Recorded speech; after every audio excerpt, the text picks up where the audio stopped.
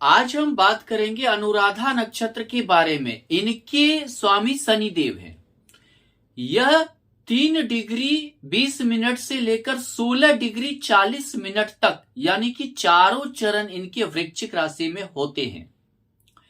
सबसे बड़ी बात यह है कि एक नक्षत्र 13 डिग्री 20 मिनट का होता है और यह चारों चरण यानी कि 3 डिग्री 20 मिनट में अगर 13 डिग्री 20 मिनट को जोड़ें तो 16 डिग्री 40 मिनट तक वृश्चिक राशि में होता है।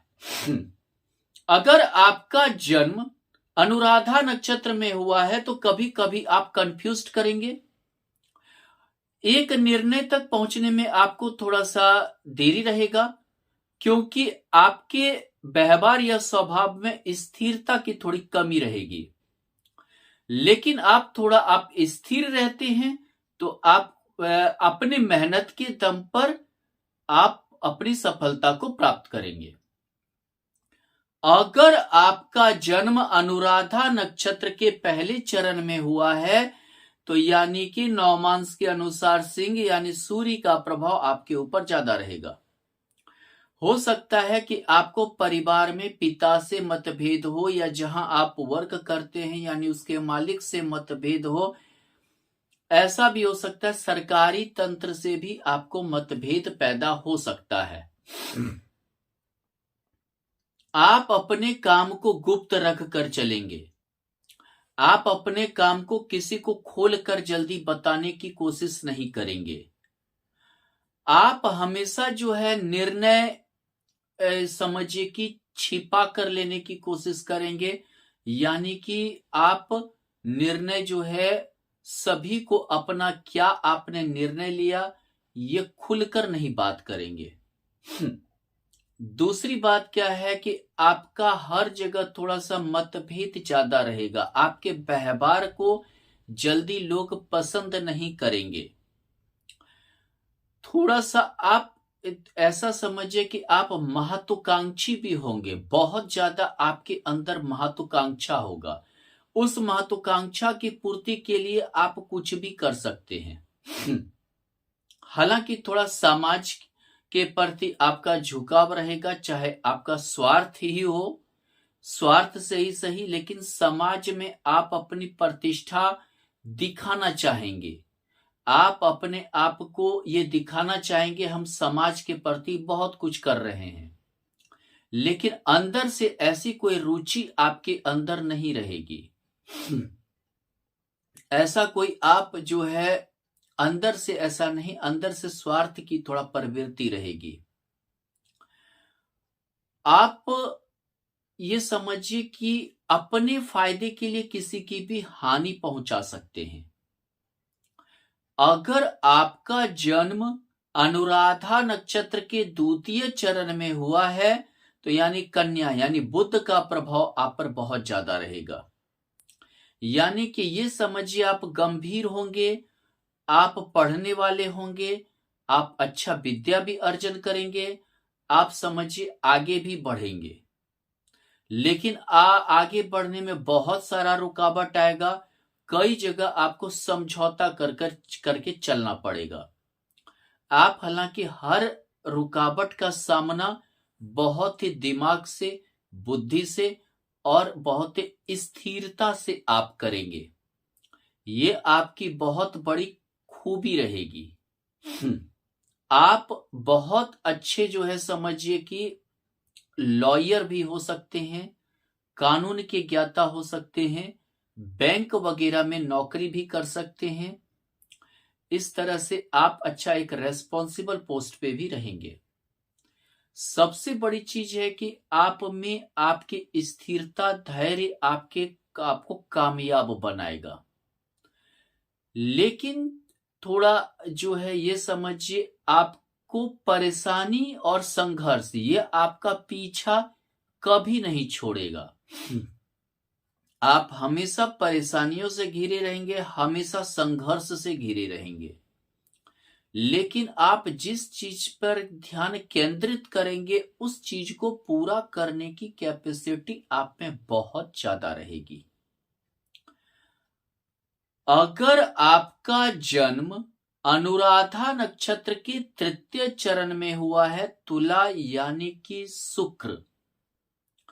ये समझिए कि शुक्र का प्रभाव आपके ऊपर बहुत ज्यादा रहेगा नौमांस के अनुसार। एक तो आपको अपनी पत्नी से मतभेद रहेगा, आपको अपने वैवाहिक जीवन आपका खराब रहेगा, आपकी जो पत्नी होगी आपसे बहुत ज्यादा हिसाब किताब लेगी, यहां तक कि जो आप कमाएंगे उसका भी आपसे हिसाब किताब मांगेगी। हालांकि आप धन कमाने में सफल रहेंगे, धन की हालांकि आपको कोई कमी नहीं रहेगी। दूसरी बात क्या है कि आप ये समझिए आप अपने काम के प्रति बहुत सजग रहेंगे, बहुत ही ईमानदारी से काम करेंगे और धन अर्जन करेंगे। लेकिन जो है आप इस धन को जिस चीज में लगाएंगे अगर उससे आपको बहुत ज्यादा सुख की प्राप्ति नहीं हो पाएगी।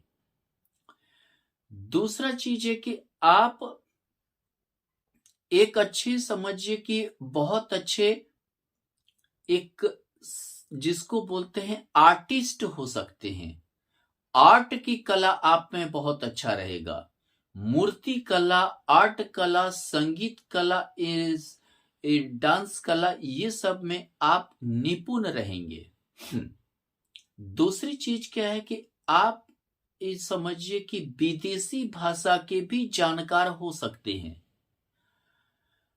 हो सकता है कि आप गाइड का काम करें, विदेशी भाषा का जानकार रहें, लेकिन परिवार में भी आपके प्रति थोड़ा मतभेद रहेगा। आप परिवार का कितना भी कुछ कर दें, लेकिन वो आपके प्रति बहुत ज्यादा नहीं सोचेंगे। वो आपके प्रति बहुत अच्छा उनका रवैया नहीं रहेगा। दूसरी चीज क्या है कि आप थोड़ा सा ये समझिए कि वैवाहिक जीवन में ऐसा भी हो सकता है कभी कभी डिवोर्स तक की नौबत आ जाए, इतना ज्यादा लड़ाई झगड़ा हो जाए कि काफी आप परेशानी में पड़ जाए और ये समझिए उलझन आपके लिए हो सकता है।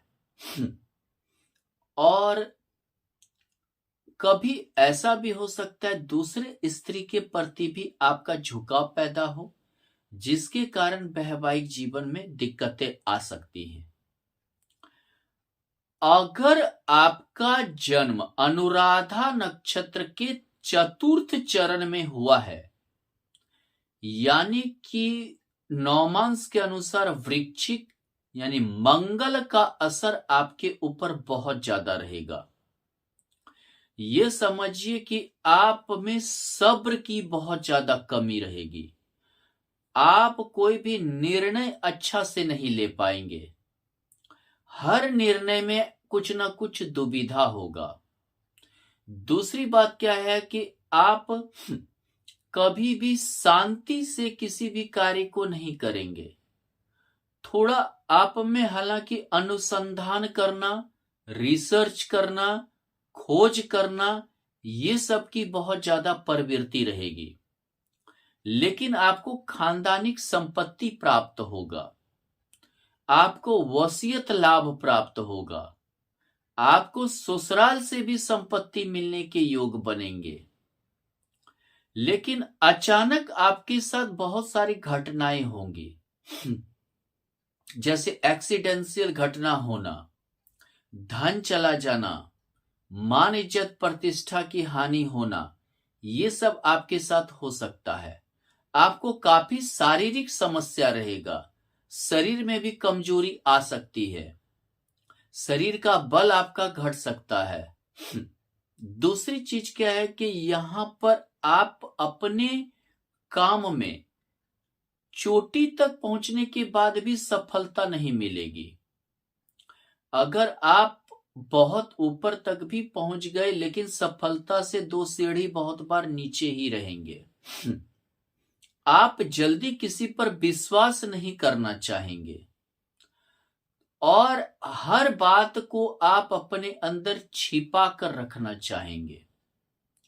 आप खुलकर किसी से बात भी नहीं उतना करेंगे और अपनी योजना को बहुत ही गुप्त तरीके से उस योजना पर काम करना चाहेंगे। लेकिन आपके साथ टीम वर्क नहीं होने के कारण, मैनेजमेंट अच्छा नहीं होने के कारण आपका हर काम में थोड़ा कुछ ना कुछ बिगाड़ आ जाएगा। हालांकि ससुराल वाले से आपकी बहुत अच्छा नहीं मतलब संबंध रहेगा। ससुराल वाले के जितने भी रिलेटिव हैं, सास ससुर साला इत्यादि वगैरह से बहुत ज्यादा आपका अच्छा रिलेशन नहीं चलेगा।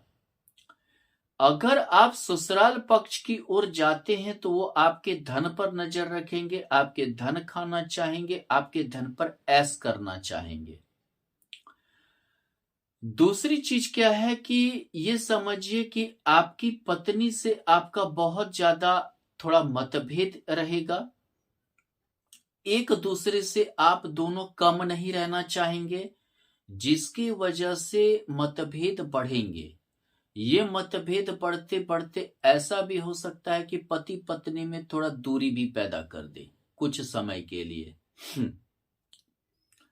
और एक चीज क्या होता है कि आप हमेशा जो है ये संशय के कारण, हमेशा अविश्वास के कारण हर कोई आपसे दूर रहना चाहेगा। धन्यवाद।